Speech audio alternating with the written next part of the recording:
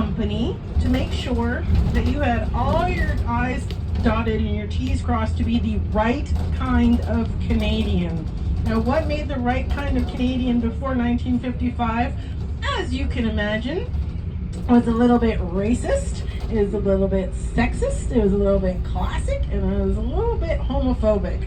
So if you came into Halifax and you hadn't quite crossed those T's and dotted those I's, you were not permitted to go on to the rest of the country. So you might be stuck in Halifax for a while. Now, I'd like to remind you that most people were not coming to stay in Halifax. They were coming to Halifax to go out west to the prairies to become farmers.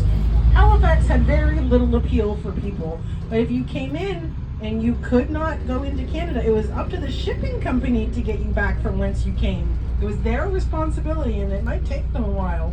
So you would come into the harbor, and much like you did today, the ships were probably not nearly so comfy and cozy as the one that you came in on today, but you would come in, you would land at Pier 21, you would disembark, and then we're going to drive past them. There's these low red brick buildings called immigration sheds, and then you would go in there and you would see the doctor and you would make sure all your paperwork was properly filled out.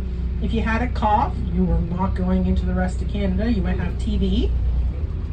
If your skin was not exactly the right shade, you couldn't go in. If you had a wee bit of a lisp, maybe, you were not going anywhere. You stayed here in Halifax until the shipping company could figure out how to get you back from whence you came. Now, you could stay in the immigration sheds. They had dormitories, so you were not out on your keister in the cold.